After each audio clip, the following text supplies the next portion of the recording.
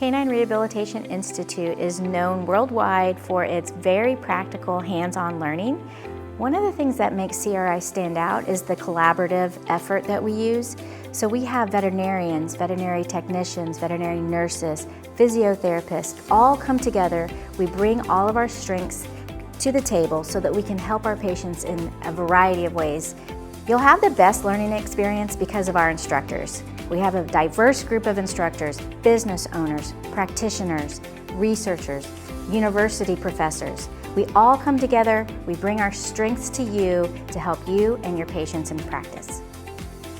CRI has the knowledge and the experience to teach veterinarians, physios, and vet nurses how to bring these tools to your practice and be able to help your patients in ways that you had no idea even existed.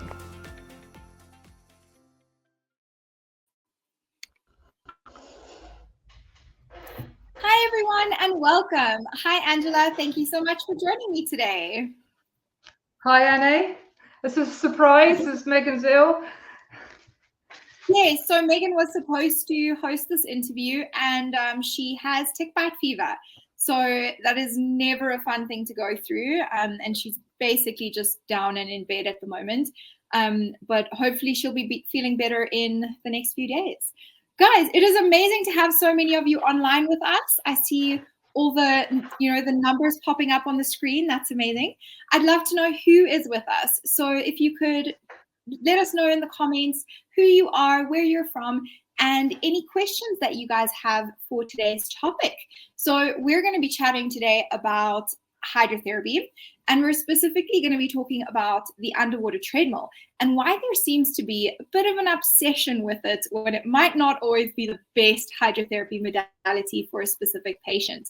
And that could be coming from quite a few different areas. So let's jump into that conversation. I do want to invite you guys all, please ask questions. Susan, it's great to have you with us. Hi. And then a big thank you to our sponsor for today. So CRI, the Canine Rehabilitation Institute, has sponsored this webinar. They're one of our summit sponsors. This year we spoke about the ethical dilemmas that we're faced with in rehabilitation. And potentially this conversation does fall into that category a little bit because there are some areas where we become a little bit ethically gray when we're choosing the underwater treadmill over a different modality, but we're going to get into all of that. So Angela, thank you so much for joining us here today from Greyfriars. It is amazing to have you back with Online Pet Health. It has been far too long. So please introduce yourself and let us know what your interest is in today's underwater treadmill obsession topic. Okay, so I'm Angela Griffiths. I'm a certified canine rehabilitation practitioner. Qualified in 2005, which I guess makes me senior in some ways, certainly very experienced. My principal interest is training. I don't do so much clinical work now. So I run training courses both at Greyfriars UK and then worldwide, so Canada, Cape Town next year. No, this year, November, and Singapore, usually once or twice a year as well. So I get to see different attitudes, different uses of treadmill, different machinery as well, and what's suitable and not suitable for some of our patients. So, and training, I think, keeps you on your toes. You're always having to, sort of reinvent and explain why you do it this way, not that way, and have those discussions, which are just really useful for clinical reasoning. So that's where I'm coming from. I just feel when I'm training people, there's a huge bias towards using the water treadmill, almost as though it's the senior, option or treatment option over pool, which drives me nuts, if I'm honest. I don't really care which we use as long as it's appropriate for the patient. And I do absolutely love treadmill for all those spinal injury patients that we've rehabbed with it, and lots of others as well. But, the spinal rehab is the real power of the treadmill.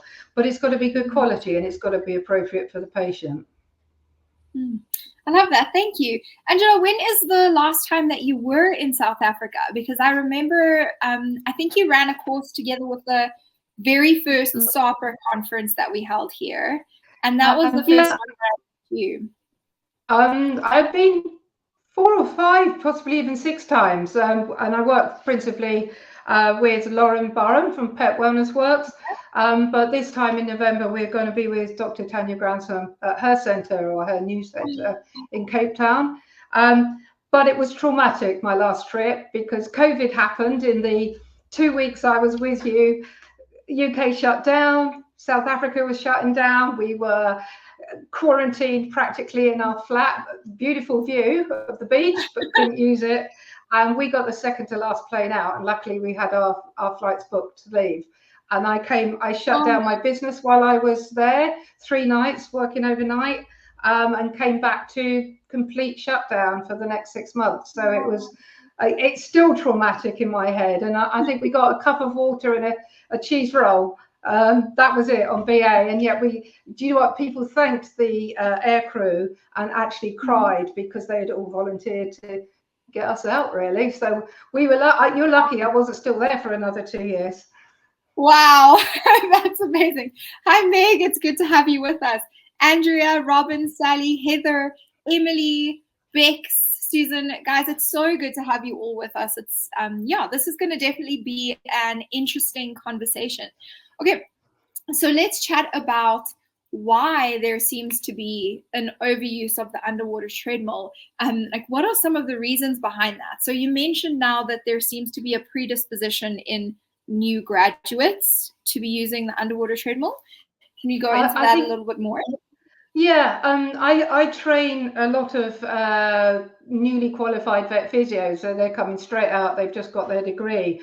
And when they come on our hydro training course, which is mixed treadmill and pull, very much all the answers they give, all the explanations they give are really treadmill biased, that is the treatment option. And that comes from having been taught you must have control over movement, stabilize the spine, all of those things, but they transfer it to every treatment for every dog. That, you know, even when they do their assignments, they will always give me the treadmill answer, and I'll have to go back and go, what about the pull? You know, if you were doing this for this dog, how would you do it in the pull? So partly that may be because of the people training them, that's their experience. You know, how you were trained is how you train other people.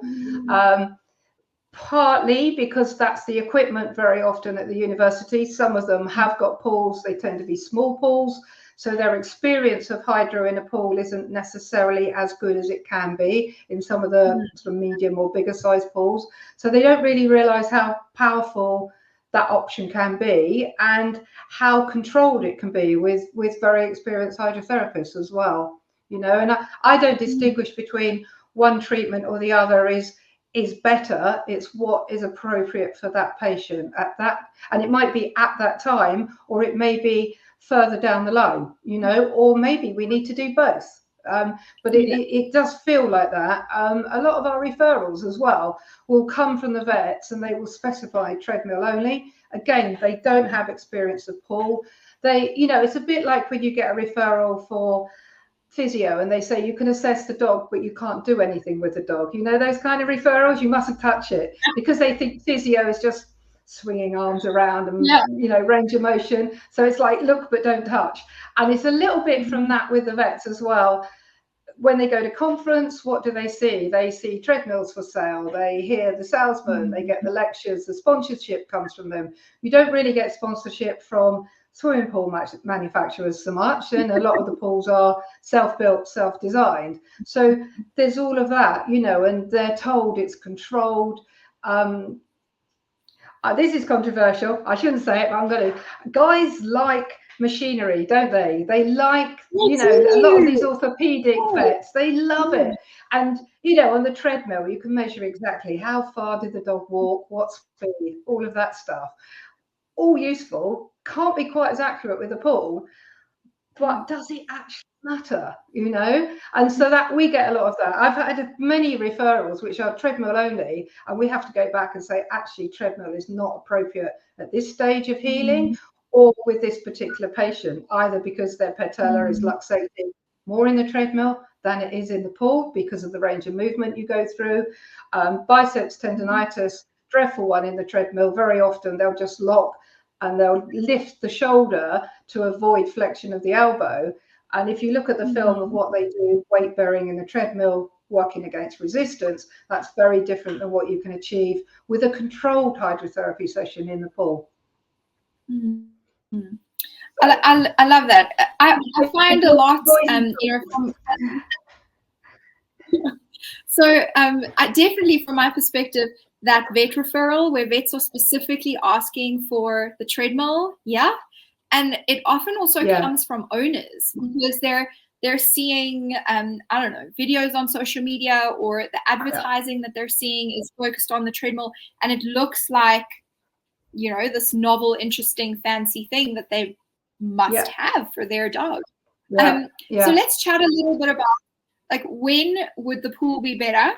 When would the underwater treadmill be better for a particular patient? How do we kind of reason through that? I know that's a very broad question. I think we start, it is broad, but we'll try and deal with it. I think we start from, what are we trying to achieve? You know, what are our goals and aims with that hydrotherapy that they've been referred for? Are we talking about strengthening? Are we talking about strengthening in a certain plane? Remembering that the treadmill is only the protraction movement that is against resistance. Retraction is passive. So are you going to strengthen the glutes in the same way as you are when you're swimming? You know, that's a clear example where actually you might want to do both. If you've got a hip dysplasia dog, we would normally, because they're uncomfortable, start in the pool, you know, all things being equal and no other contraindications, get them more comfortable, get the range of motion, start to build some strength, and then we'll include the water treadmill. Whereas a lot of people go, no, you've got to go straight to the treadmill because we've got to control their movement.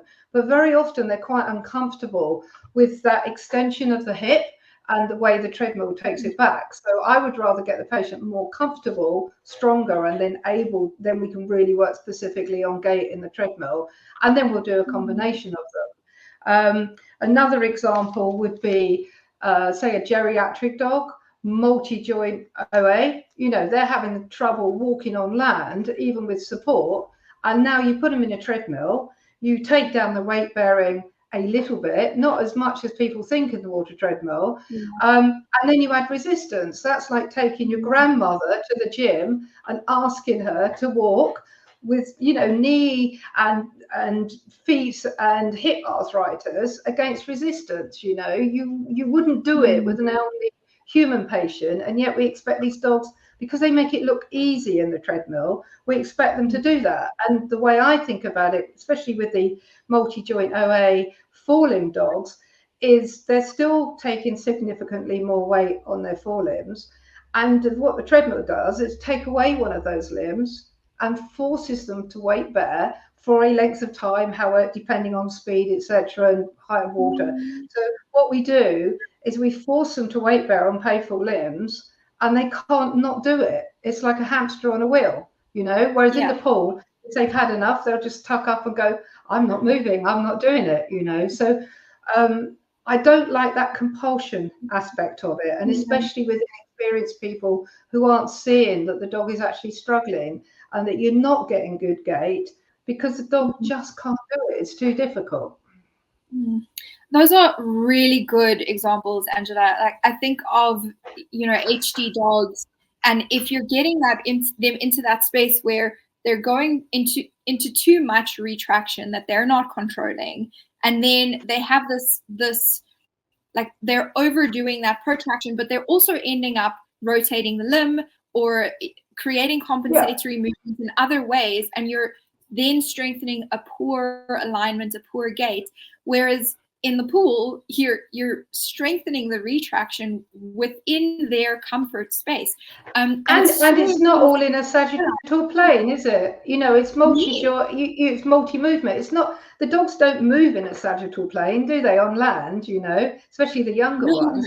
So, yeah, and you're right. And what they do is they'll externally rotate the limb, or they'll move the hind limbs medial, and then they'll use lumbar side flexion to reduce the range of motion in the hip, as they do on land. But you can see it very clearly in the treadmill. If you look over the top, you can see you know, as you go on and they start to struggle, you get more lumbar side flexion and the gait quality goes down. So as you say, Annie, what we, you know, we're not improving their gait and we're using the wrong muscles and we're strengthening those, aren't we? You know? Yeah, and as an inexperienced practitioner, it can be hard to see those adaptations to the movement. So I think that's definitely something to think about. And when we're considering these joints that are inflamed and painful, really our first goal is to reduce their pain, and the pool is just so good for that. Yeah, Even just having them floating, like just floating in the pool, great. Unload those joints, and then we can start getting them moving without flaring them up. It's fantastic. And then you've got the warm water, your you know, flexibility of the muscles, their willing range of active range of motion increases. They're just much more comfortable, aren't they? Even if we just stand them in the water, you've got the warmth of the water, hydrostatic pressure, all of those things going on, all helping to normalize their pain response as well. And they're having fun. And I think we miss the fun bit out very often, don't we? Yeah, so patient preference is a really big one for me as well. Is there are patients who, you know, they're if they're in the underwater treadmill, it's like they get they're either too excited and then they're not moving well, or they don't like it and they're uncomfortable. It's not every patient, but put them in the pool and they're a happy different dog. And so, I mean, in those cases, even if the condition is indicating that the underwater treadmill is better, you could still have a better outcome in the pool because the patient is giving you better quality movement, and they're happier, more comfortable in that space. So really a case of like, there isn't one best modality. It depends on what your goals are, as you said, and then the individual patient. Okay, so let's chat about when the underwater treadmill would be better, because we're definitely not saying don't use the underwater treadmill. When would that be the better modality? I think pretty well all spinal patients, and that's a with a caveat on that all. I think when you have a spinal injury patient and spinal stability is crucial, then you're going to be heading to treadmill. And then my head's going while I'm saying that, except for those spondylosis multi-joint OA dogs, where actually we might want to just do straight lines in the pool.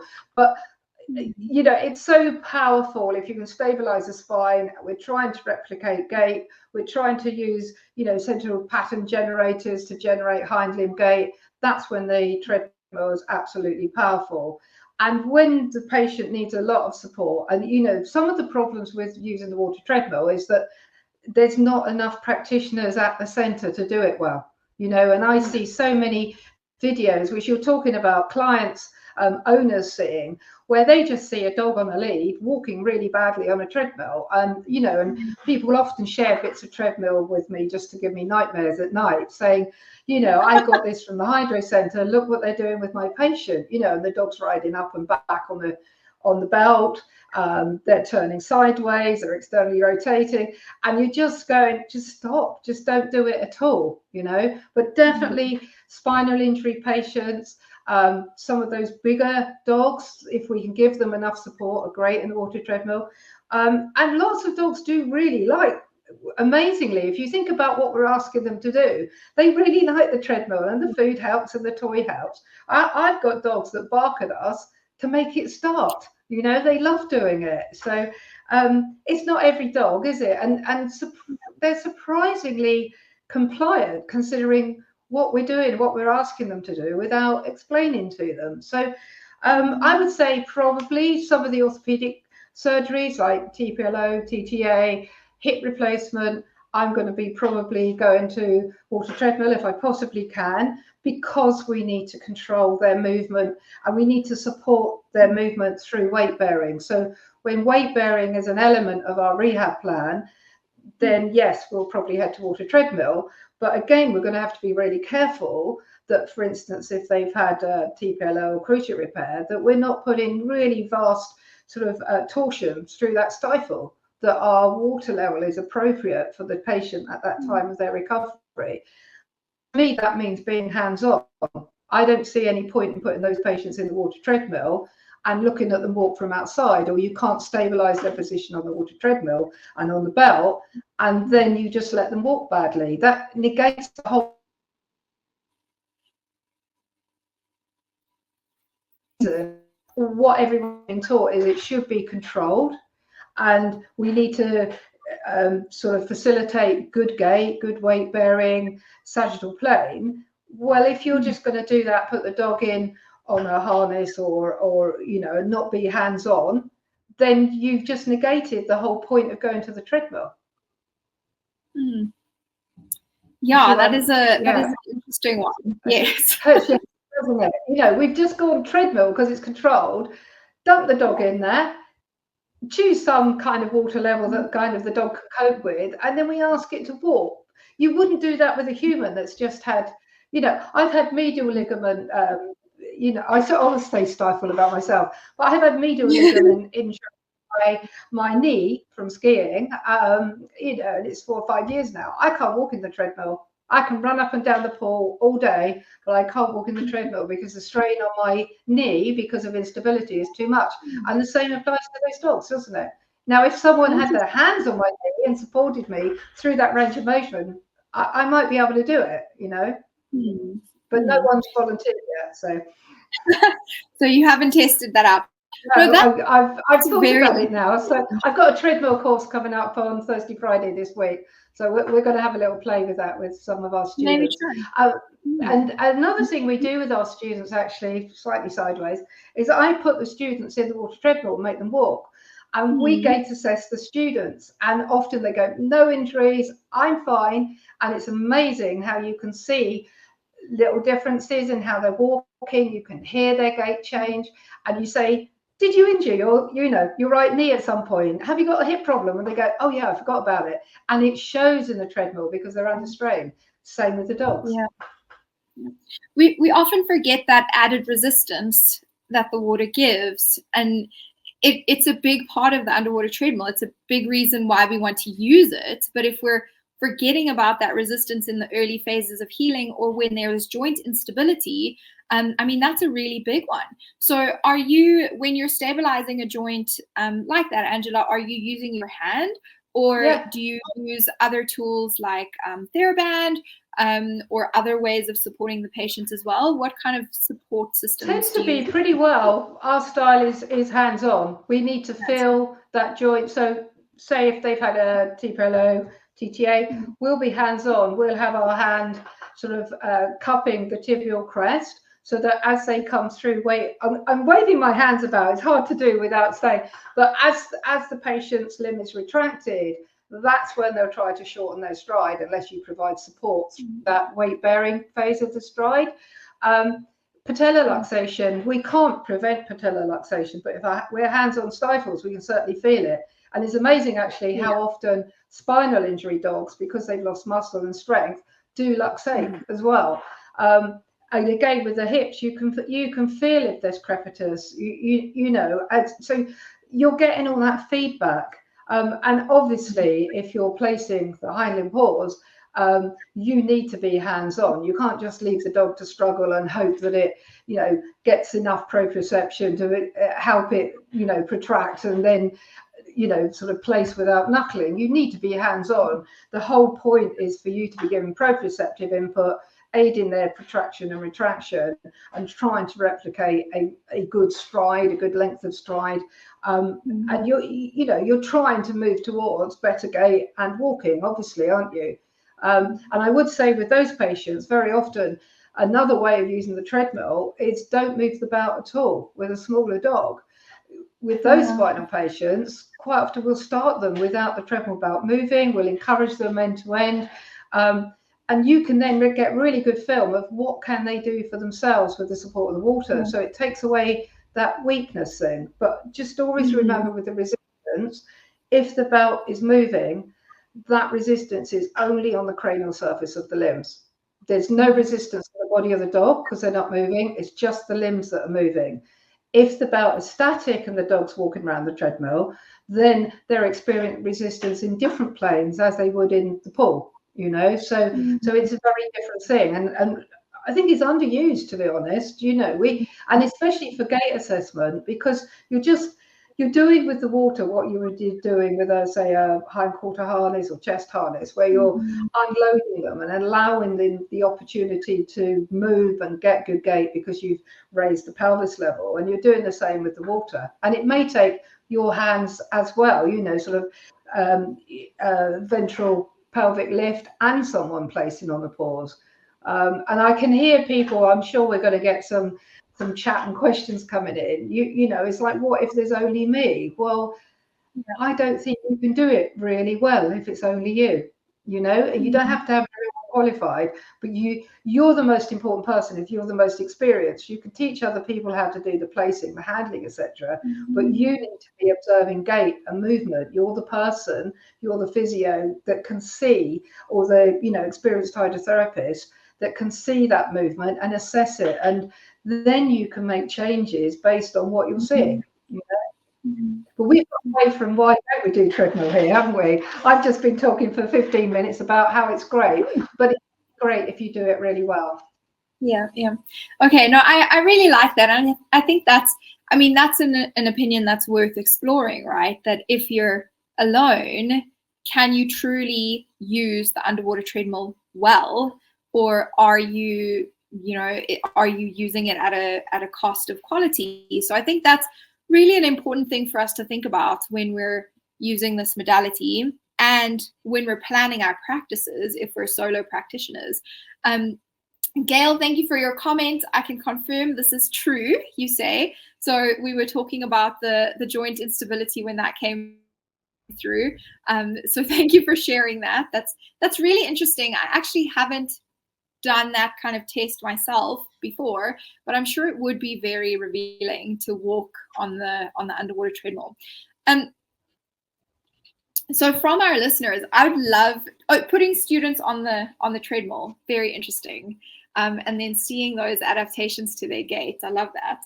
So from our listeners, I'd love to hear. I'll tell you what we also do, Annie. We run them for 5 minutes, because again, I think people put dogs on for too long, or their sessions are too long, because it's like repetitions at the gym. And so I run them up. I don't want to break them, obviously, and I ask, do you have any health issues? But they walk for 5 minutes and they are exhausted, they are struggling, and then you say, are you going to do that to a dog? Never. They'll do 30 seconds, a minute, 2 minutes, 3 minutes, but they understand in a way that you can't get with a lecture, what it feels like to do that, and 5 minutes is a long time on the treadmill. We really need to do that with every single modality that we use. Like, have you done that to yourself?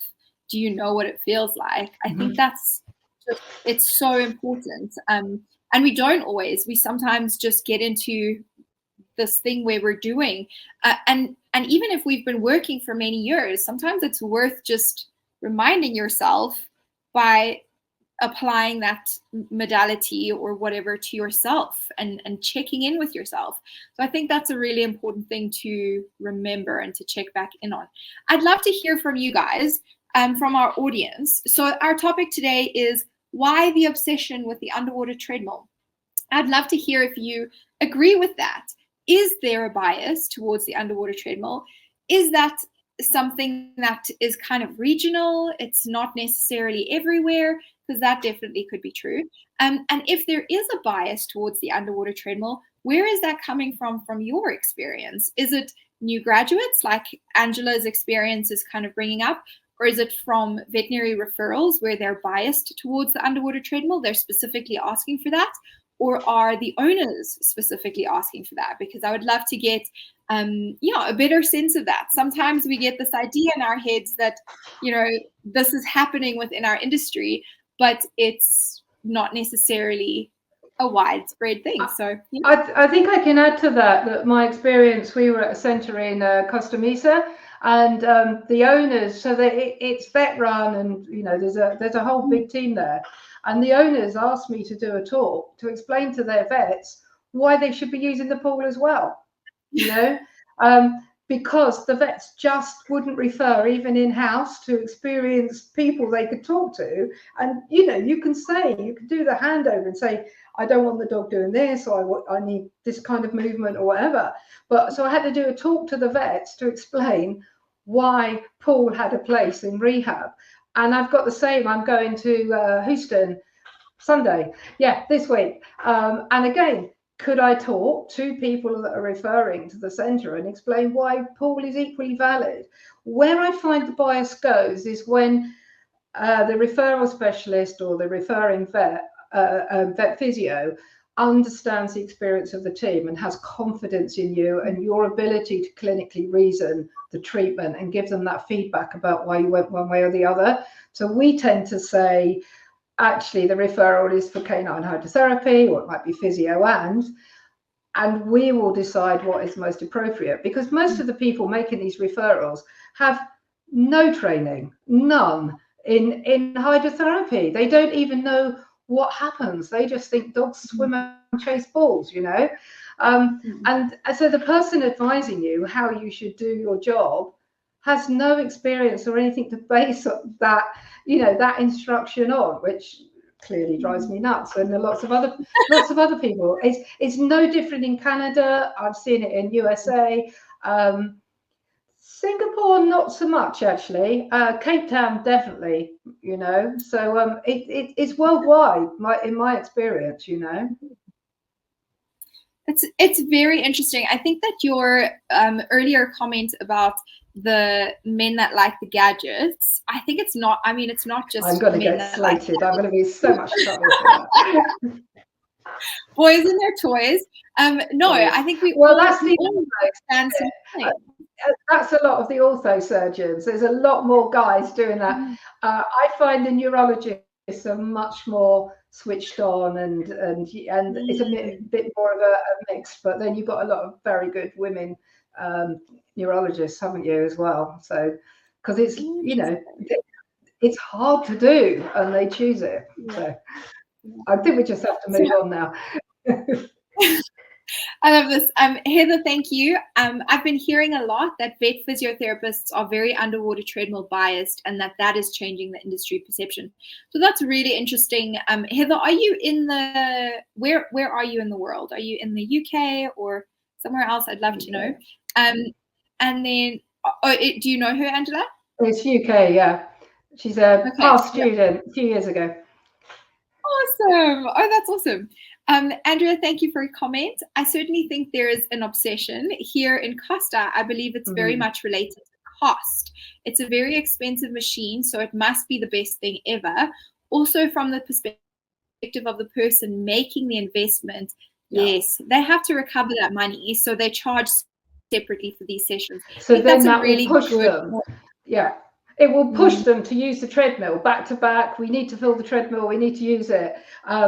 And then you've got the problem of, but it takes more people too. So now that makes it more expensive. Can we even charge what it's costing to provide that service?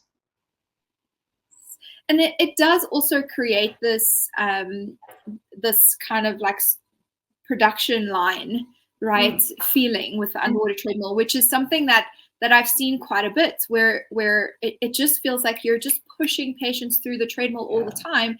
And really, if that's the case, then again, I want to say, like, how much is the quality of the treatment suffering in that case? So I think that's important to think about.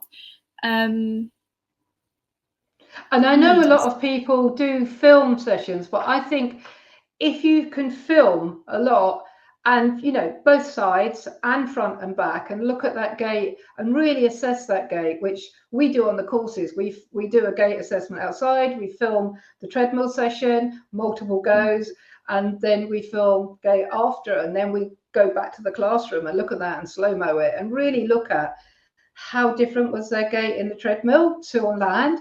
Was it an improvement, or are we just breaking this dog?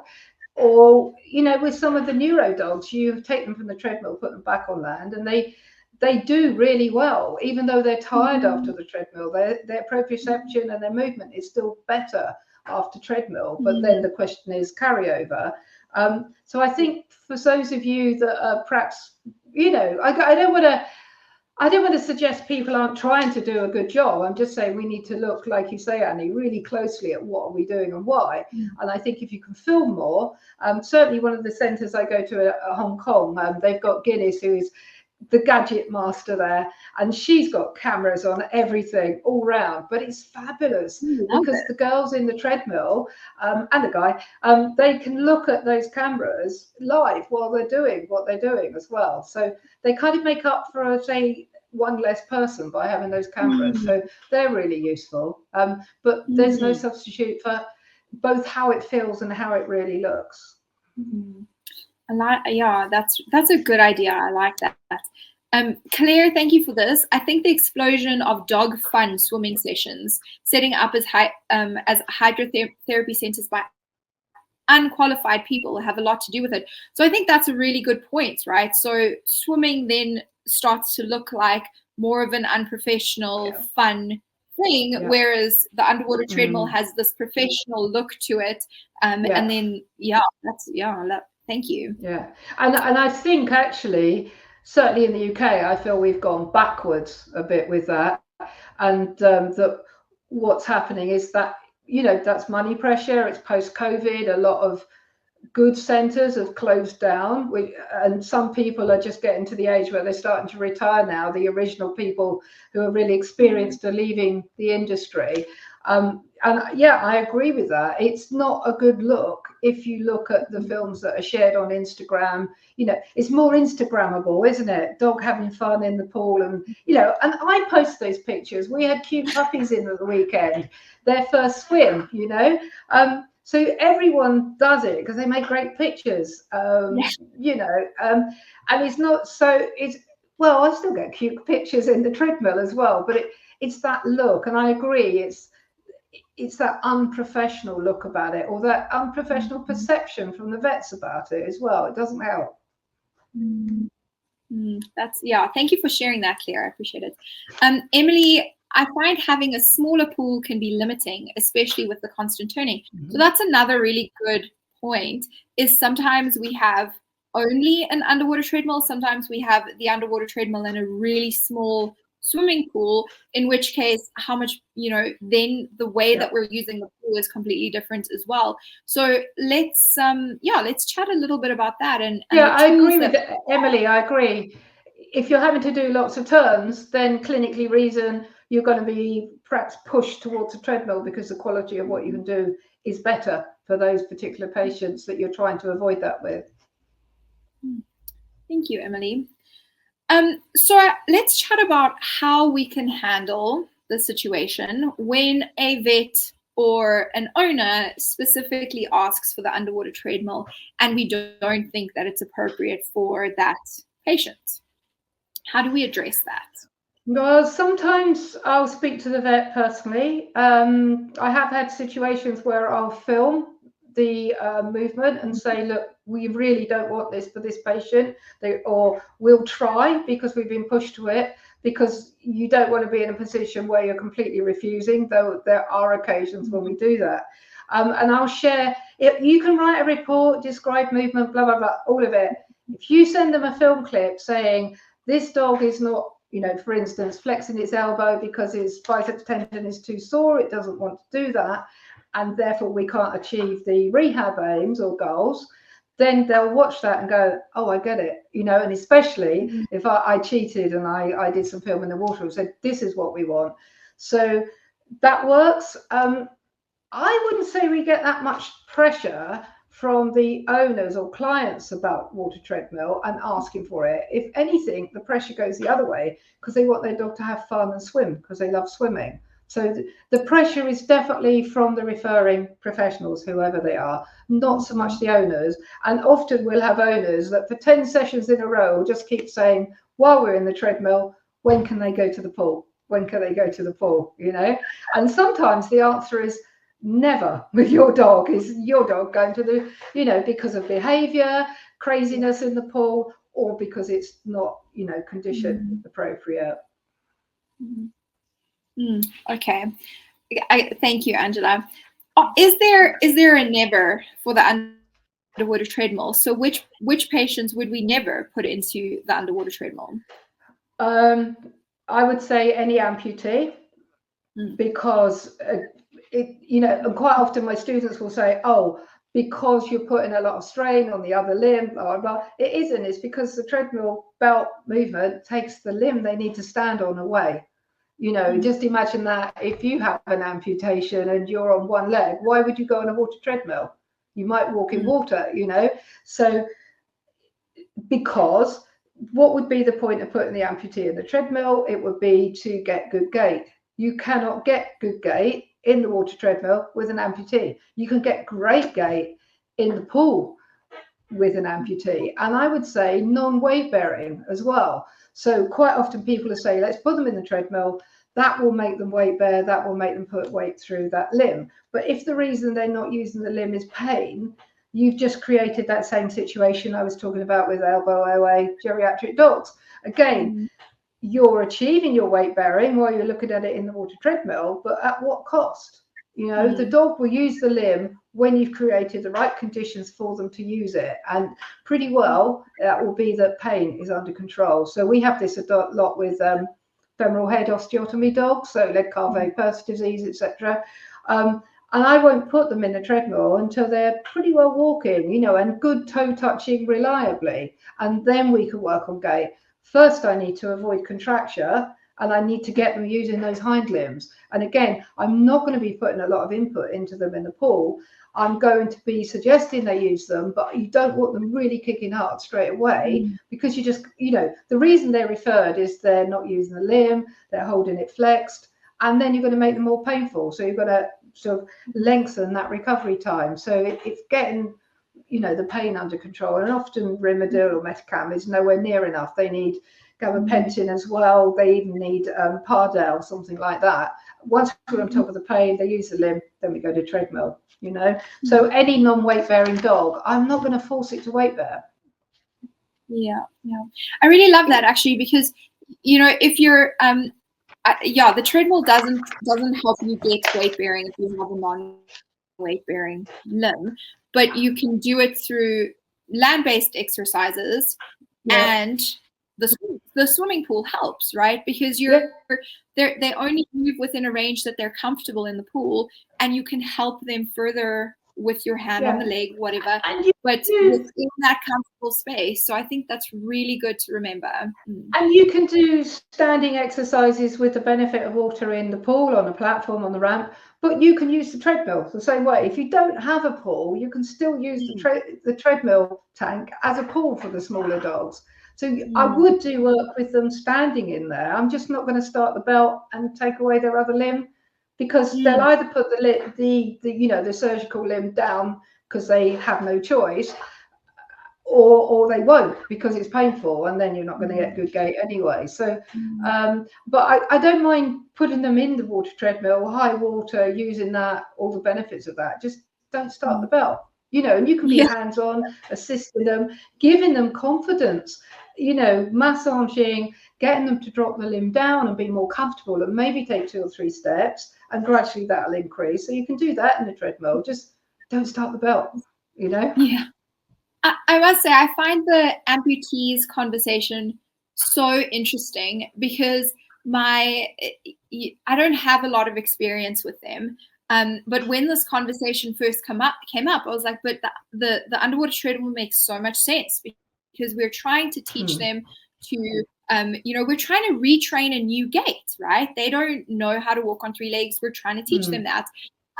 But then seeing them, it's like, oh, wait, it doesn't work like that. It isn't the reality. And in the same way, you're thinking, well, I don't want them in the pool because they're missing a limb, which means there will be some rotation or imbalance. And then you might not have as stable a dog in the swimming pool with only 3 legs. So actually, how do you... in a life jacket, hands-on, so say it's hind limb, life jacket, because we don't want them to roll over. Obviously, if they dip towards the side where there's an amputation, if it's a forelimb, they can't come upright. So you need to have additional flotation that side. You need to be hands-on and beside them. And then you probably have someone else with you stabilizing pelvis as well. I'm in the fortunate or unfortunate position of having had 3 amputee one cat and 2 dogs with amputations. And I didn't I amputated the cat because he had cancer, osteosarcoma, really young. And then a rescue who'd had a really badly fractured, so it was a greyhound, badly fractured forelimb. Owners didn't take it back to have the plaster cast take off. It was a mess. So that, and I also have a little Poppy, my German Shepherd, has a paw missing. Well, she kind of got the metacarpal pad, but that's it. And I did put her in the treadmill to prove you can't do it with a dog like that. And she just went, I got this. And she's really good and does it on the courses. But her limb is just long enough that she can do it. But you're right, we're trying to replicate their gait. And if you look how a amputee, say forelimb amputee moves, they drop really low and do almost double steps with the forelimb because they have to cope. Hind limb, not so bad, but what they do really do is load the other limb. They'll bring it medially. And you need to strengthen that, and we can strengthen that so much better in the pool. We just need to make sure they're safe and they're stable and assist that gait in the pool. Sarah Shannon, who's, I think she's head of anatomy now at the Royal Vet College, look her up because she did some amazing work on the biomechanics of both amputees, and she did a lecture. I went, that was great. If you've got anything else, and she said, oh, I did the biomechanics of swimming. And I think she did a lecture for Online Pet Health as well. It's like, this crazy woman knows this stuff, you know, and really gets it because she's done the science behind it. She's looked at the range of motion of all the joints in the pool. And when the dogs are in the pool, they're in a normal anatomical position for walking and going through very similar range of motion in all of the joints. When they're in the treadmill, they're shortening their stride, they're changing things to cope. You know, and I'm not saying it's wrong, it's just that's what happens, and we can facilitate them. But for them to do a longer stride and be more comfortable, we have to stabilize them. And to do that, you're probably going to have someone stabilizing the limbs, providing support, and stabilizing the dog, like holding a child's hand when they're a bit wobbly on the bike. You're stabilizing the dog so that they're confident to take those steps and make those longer strides. Otherwise, they're just going to shorten up. Okay, amazing. Thank you so much, Angela. Guys, if you have any more questions, please share them with us. We can come back and check the comments as well when we finish this live. If you're watching as a recording, the same, please feel free to ask questions or leave your thoughts and comments. We'd love to hear from you. Angela, where can people learn more from you and from Greyfriars? They can go to greyfriarsinternational.com. That's our overseas training website, or greyfriarsrehab.co.uk for UK courses. They can then see what we're running, or they could just email me, angela@greyfriarsinternational.com, and I'll come straight back to you. I just wanted to cover one more thing. Have I got 30 seconds? Obesity. Yes, you do. Put the dogs. Obesity. Put the dogs in the pool because they're doing more cardiovascular work and they're swimming for longer and they're doing more. I can't handle obesity in a treadmill. The dogs don't do enough, you know, because you do it 30 seconds a minute, 2 minutes. If you've got an obese dog, it's not going to treadmill in my world. You know, we're going to go to pool every time, unless it's spinal, and then it all gets really complicated. When it gets complicated. Okay, thank you. Heather, yes, this is being recorded and it will be on Facebook, so you can rewatch it anytime. So yeah, no problem. Angela, you have some courses coming up now, and we're going to have you back in South Africa. Can you tell us about that upcoming course in South Africa, which is right after the IAVRP? Yeah, that's it. So IAVRPT conference finishes on the Saturday evening, which I make that the 2nd. And then on the Monday, Tuesday, Wednesday following that, so we can all have Sunday off and have a drink, get some sunshine, something like that. So Monday the 4th, Tuesday the 5th, and Wednesday the 6th, we have an advanced continuing education course. So it echoes what we do on our level 4 advanced course in the UK. So a day of gait, and 2 days of applied treadmill, because we need to make sure we're watching, describing, and able to use the right words and work as a team on gait, and then we transfer that to the treadmill, which is the whole point, isn't it? Can we get good gait? Are we achieving it? So I'm really excited about that. And we're working with Dr. Tanya Grantham for the first time, who I know is an online pet health favourite. So she's kindly made her facility available, and we're all, and Lauren Barham's still going to be there as well. So we're all really excited about a new course, a new way of working, and how we provide that step up, that extra bit of education. So be brave, come and join us. You know, it's on the website, but you can email as well, and it's on our Facebook too. Okay, thank you so much. Emily asks, will you be doing level 4 hydro massage course again soon? Yes, in the UK, and pass all the dates. I think it will be springtime now, knowing what's coming up in the next couple of months. I think it'll be springtime sometime. So maybe towards March or April, something like that. Awesome, fantastic. So guys, if you are coming to the IAVRPT conference at the end of the month, it's around the corner. We're very excited at Online Pet Health. You're going to see us there. We're going to get to see all your faces. It's going to be amazing. Great. Yeah. But it's a really great time to stick around in Cape Town and join Greyfriars for their course. I think that's going to be really great. Thank you. That's great. Yeah, I'm looking forward to seeing everyone again. It's going to be good. It's going to be so good. So if you guys want to continue the conversation, I'm actually going to be live tomorrow with Tanya Grantham, and we're going to be talking about the ethical considerations in mobility cart use. So that stream is also going to be on Facebook. And in a few weeks, I'm going to be chatting to Carleen about amputees.